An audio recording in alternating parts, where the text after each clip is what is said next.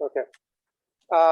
So at the last year, I think we looked at one of the teachings of Rabbi Sachs, who said that God had promised Abraham two things at the beginning of Abraham's journey and mission. The first is a land, Lech lecha el aretz asher areka, go to the land that I will show you. And the second is that he'll become a great nation, which means he'll have descendants, he'll have children.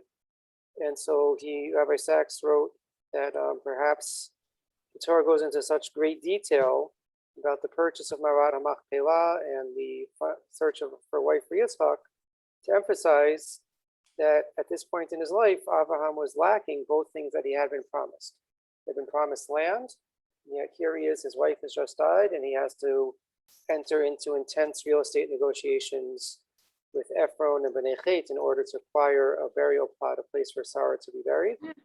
And he had been promised a child, he had been promised descendants, and we're told Yitzchak is 37 years old, right? It's hard to tell exactly what the ages mean relative to our aging process, right? Because we're also told that Rivka was 3, at least according to one tradition. But Yitzchak presumably was somewhat considered past marriageable age and wasn't yet married.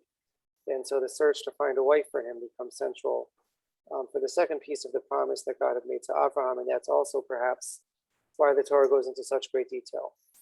But tonight I wanted to focus on one scene from the Parsha, what I find to be a very beautiful, inspiring scene, which is at the very conclusion of the search for a wife for Yitzchak, as the servant, who we assume to be Eliezer, is returning with Rivka to their home.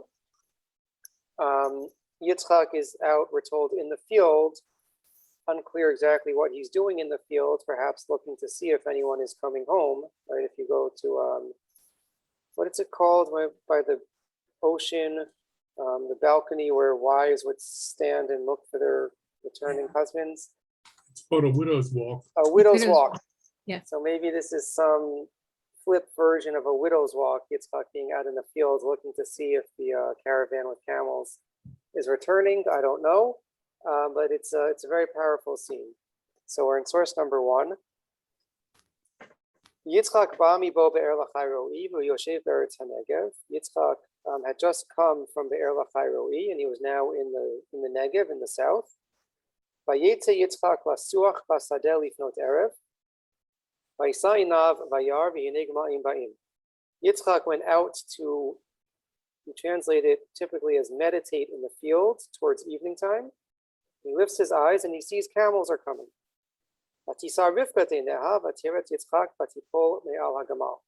Rivka also lifts her eyes and she sees Yitzchak from afar, and she falls from the camel that she was riding.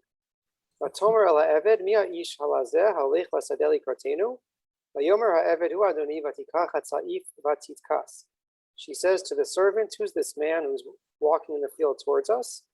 The servant says, "That's my master, whom you're now betrothed to marry." And she takes her scarf and she covers herself. The servant tells Yitzchak all that had happened. And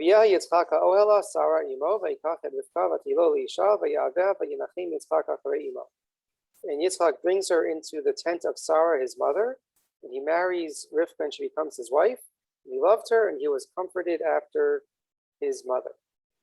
Okay, so we have a very romantic scene here. The couple meets for the first time as the sun is setting in the field. It's very tranquil, it's very calm, it's very romantic. And of course, the rabbis take this in a whole different direction. What does the Gemara tell us that Yitzchak was doing at this moment before, or as he meets Rivka? He was showing us how to daven Mincha. He was davening Mincha.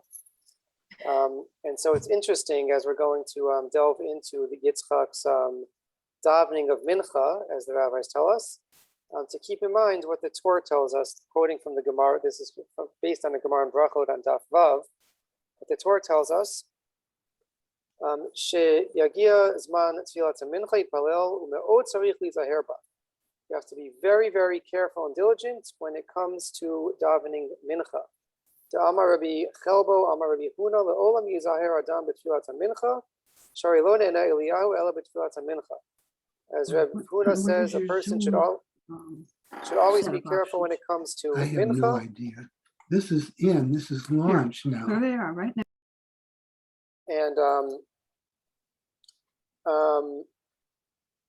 And Eliyahu was only answered at the time of Mincha in his showdown with the prophets of Baal. Okay, so what's the reason we have to be extra careful when it comes to Mincha? Hatam, when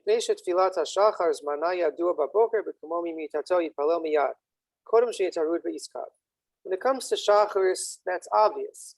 First thing you do when you wake up in the morning should be to daven before you get caught up in the daily activities. The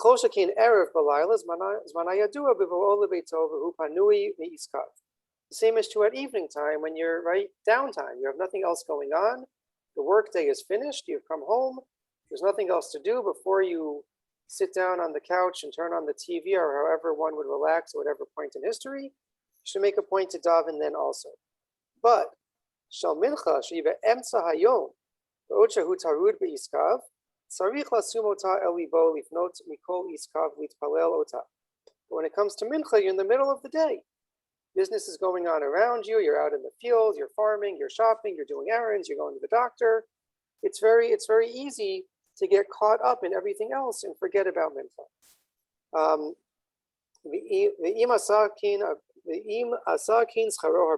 If you do daven Mincha, therefore your reward is great. Okay, so Mincha is the one that is most easily forgotten or overlooked in the course of the busyness of the day, and so you get extra points, extra credit, you get extra reward for davening Mincha. So I think that once I had suggested that not only it's because of the circumstances in which we daven Mincha that might lead to extra reward, but perhaps it's something qualitatively or about the content of the prayer of Mincha or the emotions of Mincha as well that might contribute to the greatness of Mincha above the other tefillot, at least according to the Torah, based on the Gemara and Brachot. So with that in mind, I wanted to look at what I think is a familiar Gemara to some of us. I will display the English and I'll read in the original. Itmar Rabbi Yossi bar Rabbi Chanina Amar. So we have a statement in the name of Rabbi Yossi in the name of Rabbi Chanina. Tfilot avot tiknu. He says that the avot, the forefathers, instituted or gave us the inspiration, the paradigm for davening, for the prayers that we say. Rabbi Yeshua ben Levi omer tfilot k'neged midin tiknu. Rabbi Yeshua ben Levi says that our prayers correspond to the daily sacrificial offerings. Tanya Kavati to Rabbi Yossi bar Rabbi Chanina, but Tanya Kavati to Rabbi Yeshua ben Levi. We have a bright, or we have support for each of these positions.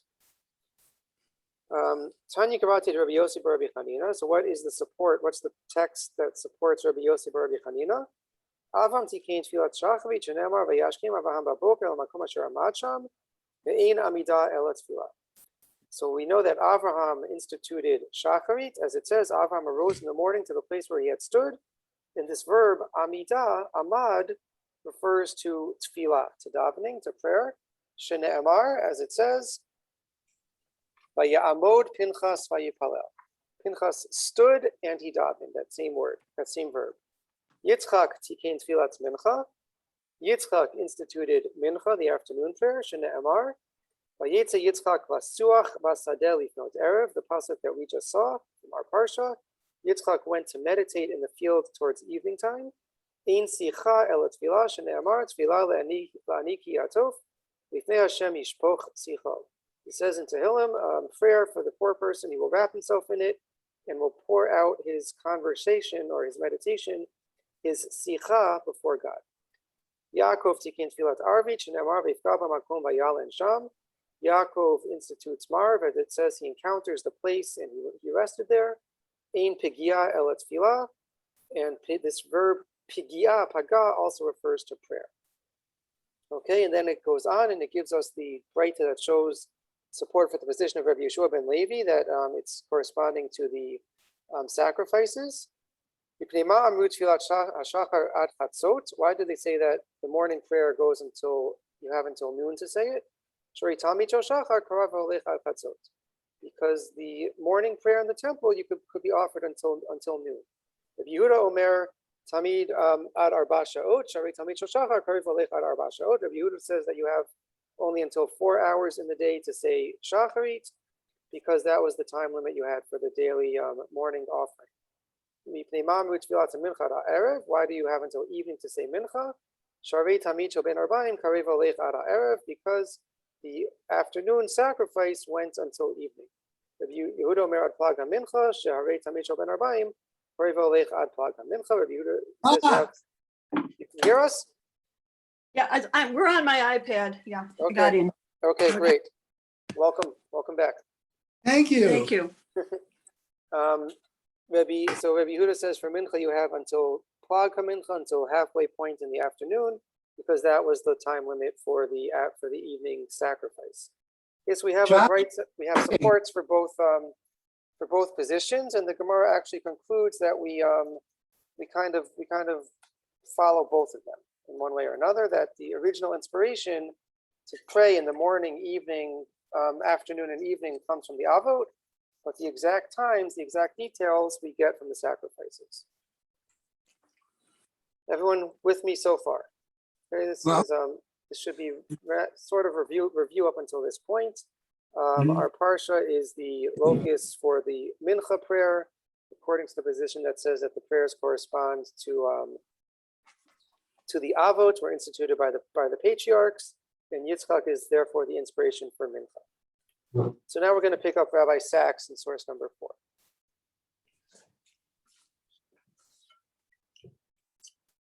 And he says that it's not just a technical halachic debate going on in this Gemara, but that there's much more at play. There were two distinct spiritual traditions in biblical Judaism. On the one hand were the patriarchs and prophets. They were, if one can put it this way, ordinary people with extraordinary gifts. The gift above all of being able to speak and listen to the voice of God. The patriarchs were shepherds, so too was Moses.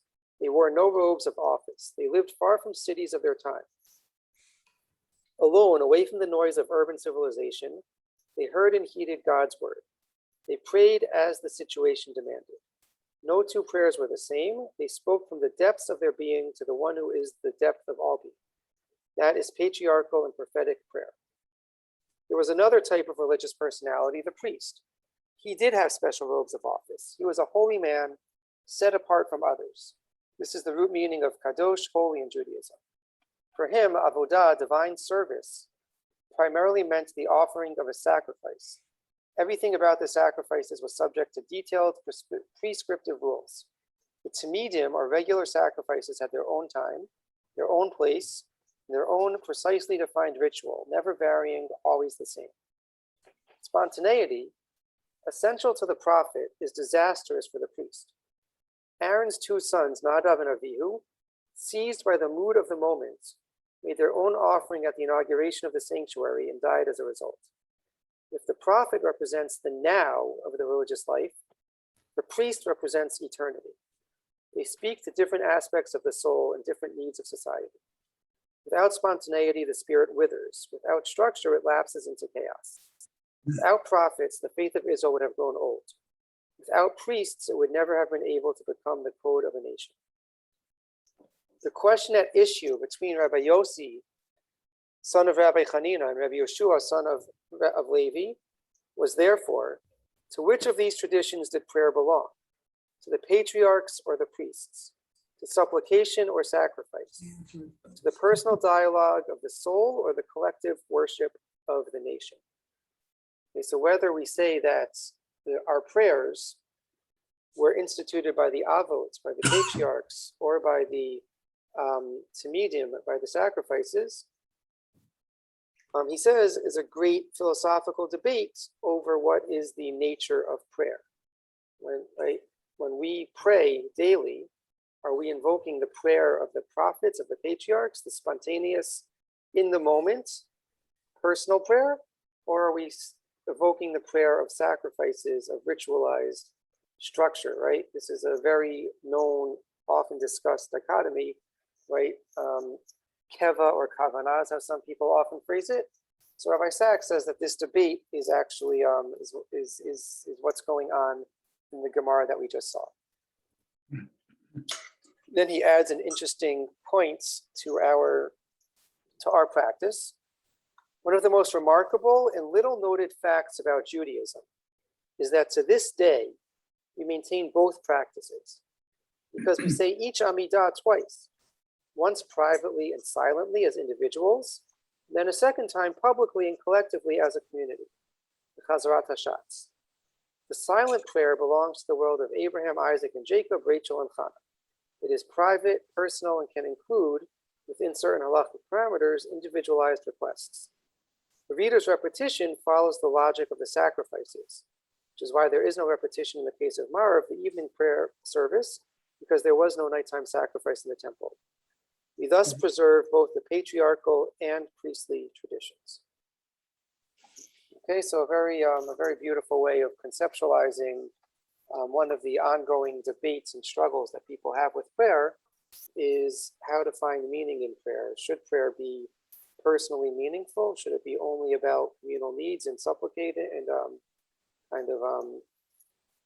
getting rid of or trying to silence any personal input into prayer? An ongoing tension, I think, an eternal tension, right? A machloket l'shem shamayim that will always be present when it comes to prayer. But as I've suggested in the past, I think that it's worth considering if we do take seriously the model of tefillot avot tiknum, that the patriarchs instituted prayers, so that we can learn something about prayer from the precise moment that we're told by the Gemara that each prayer was instituted. I think we've spoken in the past when Avraham says vayashkem vayamod, right, that Avraham got up and he stood. Vayashkem Avraham baboker vayamod elamakom asher amad sham. He goes back to the place where he was. What was going on in Avraham's life at that time? What's the morning of Avraham standing up and returning to the place where he had been?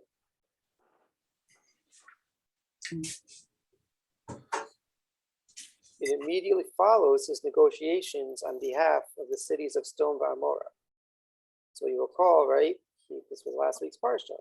He negotiates. He begs God, please spare them. Are there 50 tzaddikim? Are there 45? Are there 40? Right? And then we're told that the conversation ends. Avram goes back to his tent. The very next day, he wakes up. He goes and he looks out to see was his prayer answered. Were the cities of Sodom saved or not? What does he see? He sees smoke rising. It wasn't successful. So it's quite interesting that first moment of prayer is actually a failed prayer. If you think of success in prayer as where your prayer is answered, did you get what you're hoping for? Avraham doesn't get what he was hoping for. And that's what's that's what's embodied in Shachar. So what was going on for Yitzchak? Right? And that, I think that lesson of Avraham that we perpetuate and try to tap into, that first instance of prayer, even though it wasn't successful, is quite telling and quite meaningful for our own prayer experience. Right? We pray even if we're not going to be answered, even if our prayers aren't always successful, we don't get the answer we're hoping for, we still have to pray. We can pray even if we're disappointed with results sometimes, and that's what Avraham offers us. So what does Yitzchak offer us in this afternoon prayer that the rabbis told us he was adopting? So the key verb, remember, was Vayetze Yitzchak lasuach basadeh. We translate it typically as to meditate. And as we'll see, there's a wide range of opinions of what exactly lasuach basadeh means. So the first is Rashi. He tells us lasuach lashon tefillah. He prayed. Lasuach, he goes in the field to pray, as we expect, as the Gemara told us. The Sforno says, Vayetze Yitzchak lasuach. What does it mean, lasuach? I don't know what English word he would translate it as, but the Sforno was from Italy, so he would have had an Italian word that I don't know. And he says, Nata min hadera. He strayed or went off the path. He left the road. Al dat lishpoch tzicho lifnei Hashem basadeh, Shlo yafsikuhu ovei drachim, in order that he could pour out his heart before God in the field and not be interrupted by other travelers. Okay, according to this, Yitzchak is traveling. He's literally on his way back from having been in Be'er Lachai Ro'i, and he steps off the path, right? If you ever travel in the New York State Thruway, they have signs at every rest stop, Mincha area. Designated Mincha stop because too many people, I think, were stopping at the side of the road to daven during the summer months when everyone was going up to the bungalow colonies. And that was a big safety hazard. So they designated spots at each rest area for those who wanted to stop to daven Mincha. So Yitzchak was doing the same thing. He didn't want to interrupt traffic. He didn't want to be interrupted by traffic. So he goes into the field at the side of the road in order to have a private moment. Even Ezra tells us, Lasuach, Lalechet ben hasichim, to walk among the sichim, the bushes. He wants to walk among the trees and the bushes on the side of the road. He wants to be in nature. Right? He was on the road. He was on, the common thoroughfare. He wants to be removed. He wants to remove himself from the hustle and bustle of the world around him and connect again with nature. So he goes to be in the field, to be among the bushes and the trees. The Rashbam, Vayitze Yitzchak lasuach basadeh, v'dichtiv v'chol siach hasadeh, klomar lata'at ilanot. Also about siach, meaning bushes, but not to be among the bushes, but lata'at ilanot, to plant trees. Right? Very different mindset of wanting to be among trees or wanting to plant trees. Are you a farmer or are you an observer? Right? So he wants to plant trees. He wants to do something productive. He wants to plan for the future. Also, vilir oats b'inyanei po'alav. He also wants to check after his workers, according to the Rashbam. He wants to connect with the people that are close with him, connect with his affairs. And finally, we'll skip the Chizkuni says, he basically just quotes the Rashbam. But finally, a really interesting comment. I'm sorry, I wasn't showing you the sources. Yeah. I'm sorry. Someone should have told me. Don't be shy. The Zohar tells us, Vayetze Yitzchak lasuach basadeh lifnot erev, chilo hava lebeita. What's he doing in the field? Doesn't he have a home that he could pray in? Why does he have to pray in the field? Ela otah hasadeh haya asher kana Avraham samuch lama'ara. It wasn't that he was in a field praying. He was in a specific field. In the same field that we saw at the beginning of our parsha, the field that Avraham bought to bury Sarah. It wasn't that he was in the field to be with nature. He was davening at his mother's grave. He was praying at his mother's grave. Okay, so what a wide range of opinions the different Mefarshim are telling us about what Yitzchak was doing in this moment of prayer.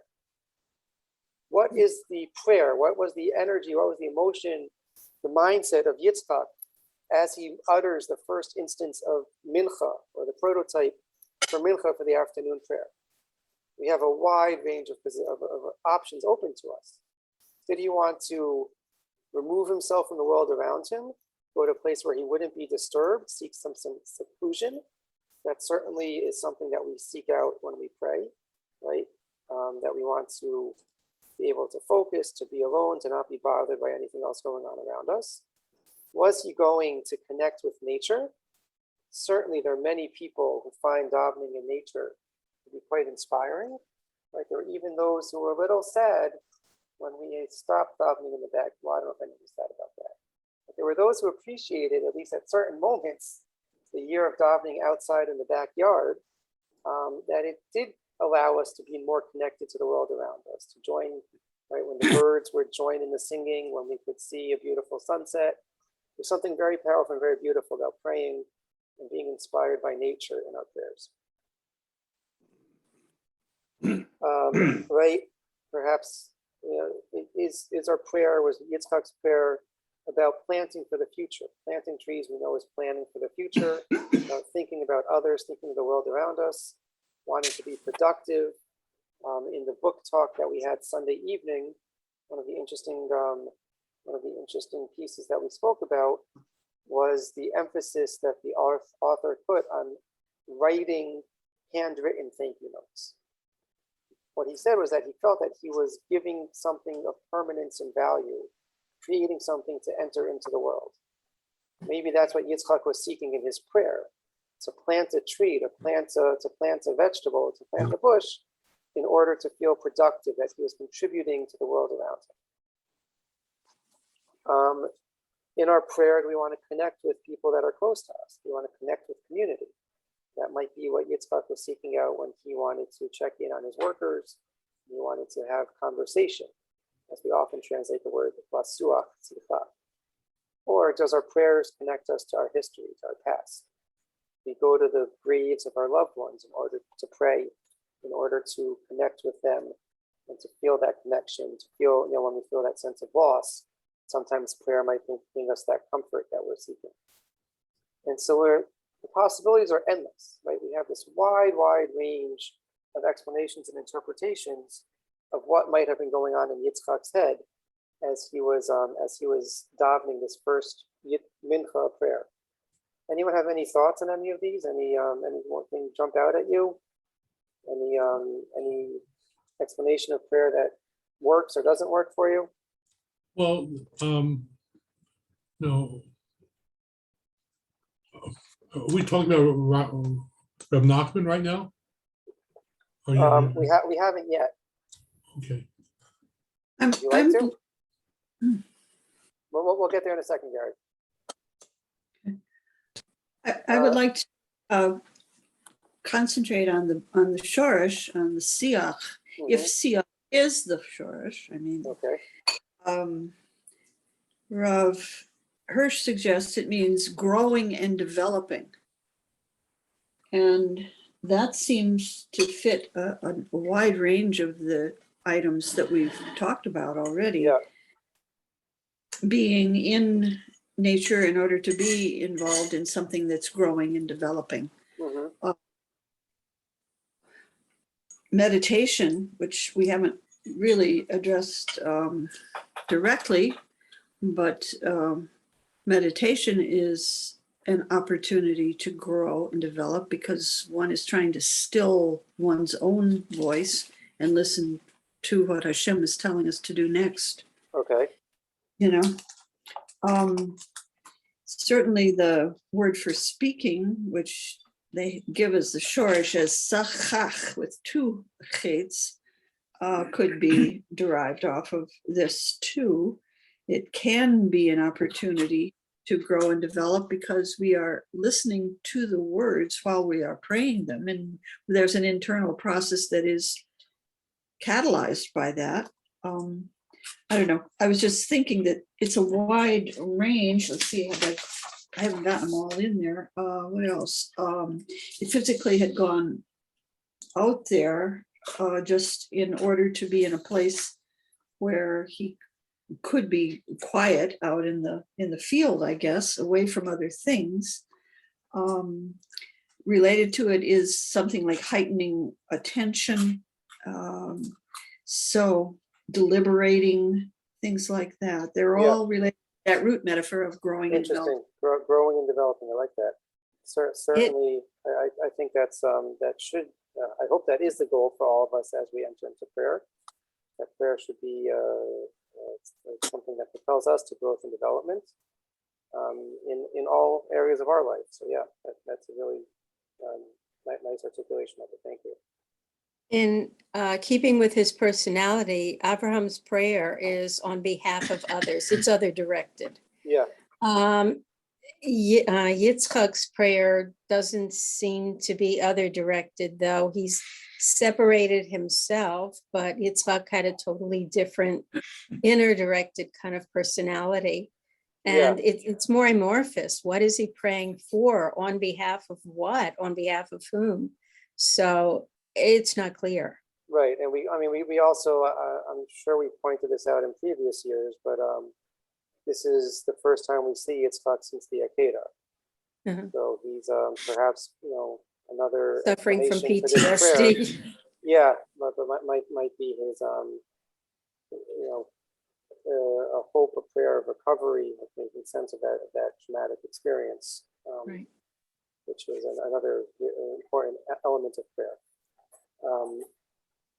So let's this is a beautiful, beautiful piece from Rabbi Nachman, and then we'll go into a couple of insights of Rabbi Sachs as well. Rabbi Nachman says, and this is quite beautiful, I think we'll you should know. כשאדם מתפלל בשדה, אזי כל העשבים כולם באים בתוך התפילה ומסייעים לו. When a person prays in the field, then all the grass, all the flora, all the trees and bushes around you, all join together in that prayer and help him. Notlim lo koach b'tfilato, and give him strength in his prayer. Zeh bechinat shenikret hatfilah sicha. This is why tefillah is called sicha. Bechinat siach hasadeh, right? As siach hasadeh means the plants, the fauna, the flowers, the bushes. Shekol siach hasadeh notnin koach v'siyua b'tfilato. All of the flora gives aid and power to his prayer. Zeh bechinat vayetze Yitzchak lasuach basadeh. This is what's meant by our verse. Yitzchak went out lasuach in the field. Shetfilato hayta im siyua v'koach hasadeh. His prayer was with the aid and the power of the field, of the grass and the bushes and the trees around him. V'chol isvei hasadeh natnu koach v'siyua v'tfilato. And all the grass of the field helped and aided his prayer. We'll stop there. So I think it's a really beautiful image of what prayer is and how prayer might be effective and aid for our prayer. And we know that the tradition of the Hasidim of Breslov is to pray often in the forest. Right, the best illustration of this is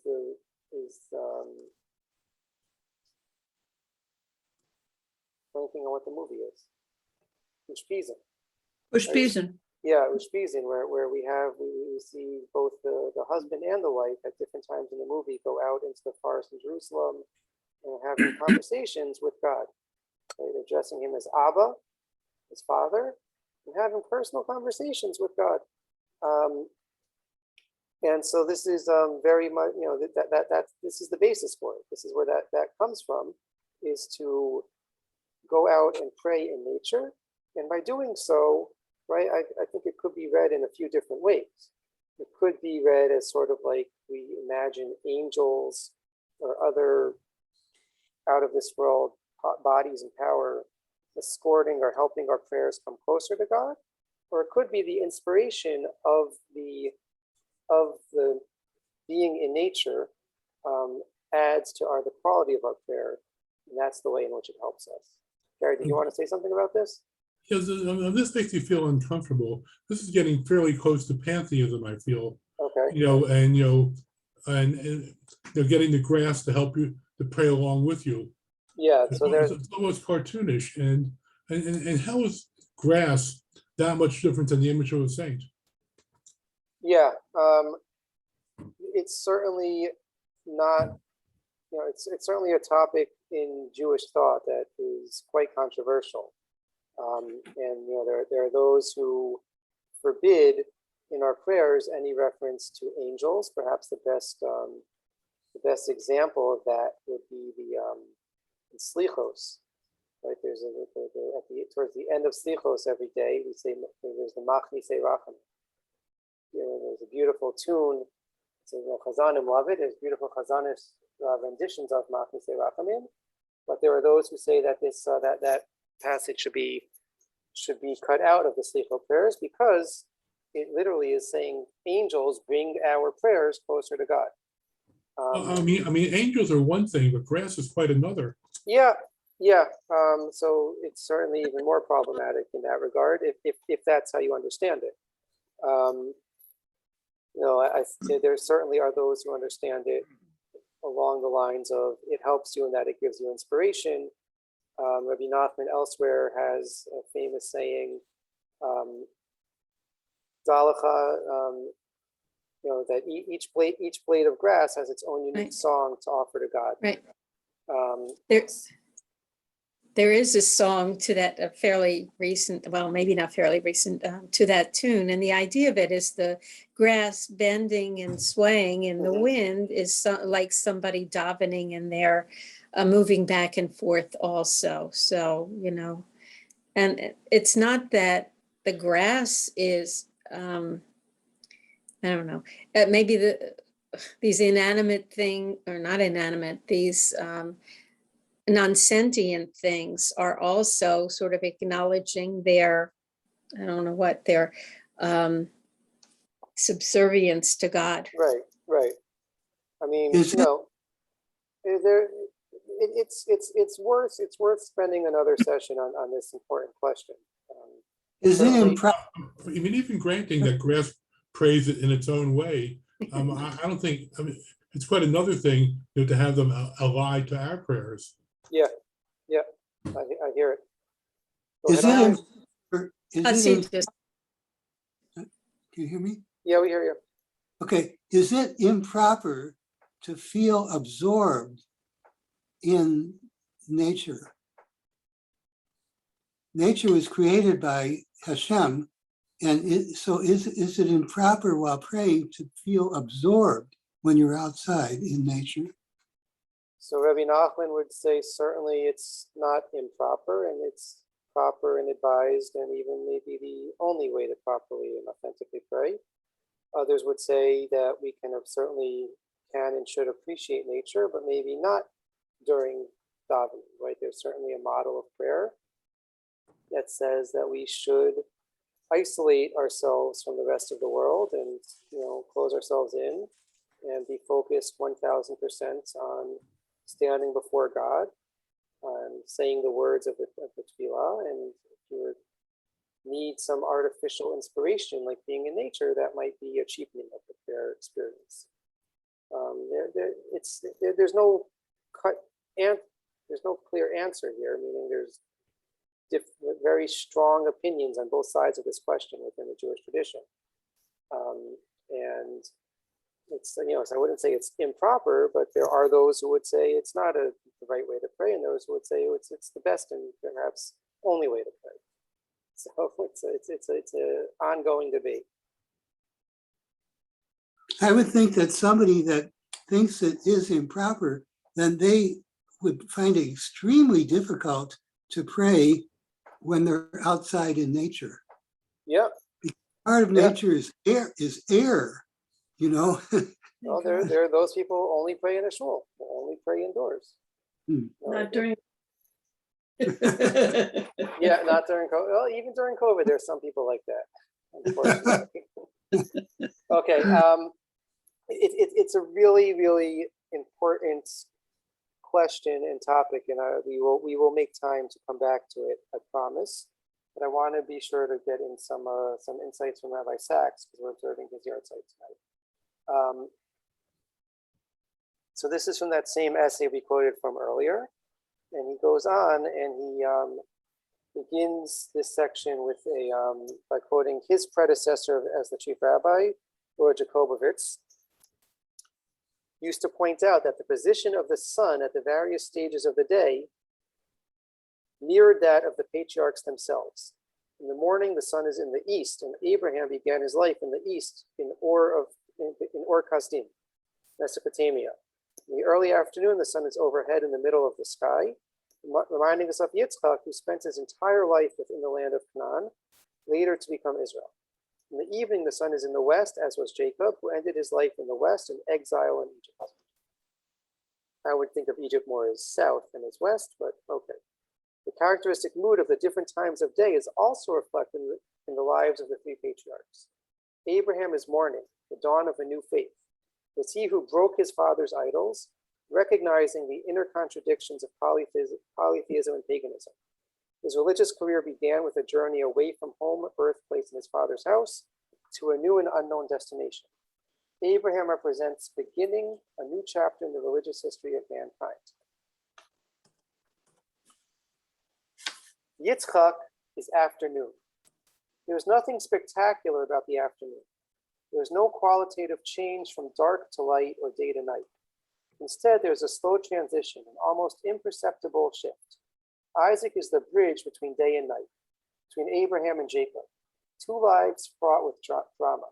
His own life is relatively uneventful and passive. He is not the prime mover of events, yet without a bridge, we cannot cross from one domain to another. If Abraham is the iconoclast, Isaac represents the quiet courage of continuity, without which the entire project of the covenant would die.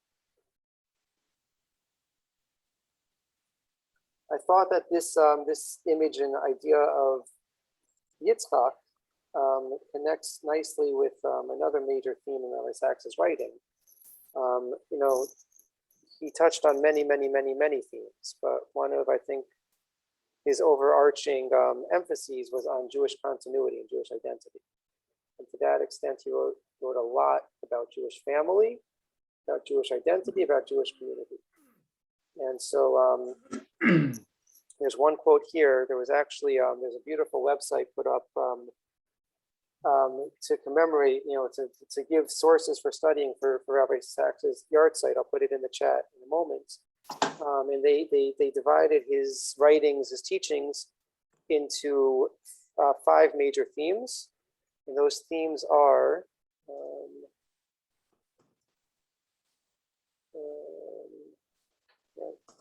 can't pull up the website right now. Sorry about that. Anyway, so one of the themes, of course, was family, and in it they provide the following quote. Through my parents, I have a history. Through my children, I have posterity. In the family, I learned the complex choreography of love, what it means to give and take and share, to grow from obedience to responsibility, to learn, challenge, rebel, make mistakes, to forgive and be forgiven, to argue and make up, to win without triumph, and know when to graciously lose. It's where we acquire emotional intelligence, the delicate negotiation between the given and the chosen, the things I will and the things that resistant to my will. Right. So the idea of part of Jewish identity, part of Jewish continuity, is being the bridge. Right. If we think about connecting through our parents to the past, to the history, and through our children to the future, to eternity. So we are the bridge between those two. And so Yitzchak, as the bridge figure between Avraham and Yaakov, is really, really important, and I think central, certainly as we think about our own place in the scope of Jewish history in the world, but also about what we might be tapping into as we stand in prayer. It doesn't require us to always be the hero, always be the leader, the iconoclast, the radical Avraham or Yaakov. Sometimes being Yitzchak is what's required, and sometimes that's the most challenging. With that in mind, let's just continue back in his essay on the Parsha on prayer. He says there's a third kind of prayer. Isaac is meditating in the field. But the word sicha in modern Hebrew means not only meditation, but also and primarily conversation. And the Talmud says in the context of Isaac, ein sicha el tefillah. We could translate this as conversation is a form of prayer. And in a profound sense, it is so. Prayer is a conversation between heaven and earth. The conversation is also a prayer. For in true conversation, I open myself up to the reality of another person. I enter his or her world. I begin to see things from a perspective not my own. In the touch of two selves, both are changed. A genuine human conversation is therefore a preparation for and a microcosmic version of the act of prayer. In prayer, I attend to the presence of God, listening as well as speaking, opening myself up to reality other and infinitely vaster than my own. And I become a different person as a result. Prayer is not monologue, but dialogue. Before every Amidah we say, Hashem Svatay Tiftach, Ufi Agi Tehillah Techa. O God, open my lips, and my mouth shall declare your praise. In a real sense, therefore, in prayer, we do not simply speak, we are also spoken. God, in the traditions of Jewish faith, speaks through us. The very words we use are not our own, but those of thousands of years of our people's history, as they encountered God and articulated their response. Prayer is like an electrical connection. While it lasts, we become a channel through which the energy of the universe, creation, and Jewish history, redemption flows, which we make our own. That is prayer as sikha. So I thought it was just a beautiful, beautiful articulation of what prayer can and should be, right? And that in our everyday encounters with other people, with the world around us, it's always a preparation for prayer. So we spoke about those who seek out opportunities to pray in nature, to be outdoors, to be in the woods and the forest during prayer, and those who would never do such a thing, would only daven in a shul, in a Beit Midrash. There's an interesting halacha, which I like to quote, that says that the Shulchan Aruch tells us that a shul is supposed to have windows. A shul must be constructed with windows. And the idea of a shul having windows is to allow us during our prayer to look out at the world that we're trying to influence in our prayer. To remind us that we're not supposed to be sheltered, that we're supposed to be involved in part of the world around us, that our prayers should be outwardly directed in the sense that we want our prayers to bring about change in the world, but also that we have to let the world into our prayers. The world around us has to influence our prayer. And so we have to have windows in the shul in order to be able to be sensitive to the world around us, to be in tune to what it is that we should be praying for. I think one thing that really inspired me about Rabbi Sacks was his groundedness in the world around him, and his absolute comfort in the world around him, in the world of philosophy, the world of religion, the world of politics, as being an authentic representative and able to beautifully, powerfully, sensibly, intelligently translate and talk about Judaism and what Judaism represents to a broad audience. And I think that his description here of sikha, prayer as sikha, as conversation, very much embodies what he was all about, and what I and many take as inspiration from his wonderful life as a rabbi, as a teacher, as a leader. Are there any? I'm going to stop now. Are there any final thoughts or questions, reflections on what we've said this evening? Yeah, Beatrice. I've been thinking about a Yiddish song by Yontiv Ehrlich. Yontiv Ehrlich, who was a Hasidic songwriter. He wrote a song called Kabbalah Shabbos in Feld. It's about Kabbalah Shabbos. It's a scene of some Hasidic rabbis going out into the field and celebrating with all of the nature in the field, with the animals. And eventually, in the end, it gets to angels joining them. Okay. But it's just the conversation we were having before about praying.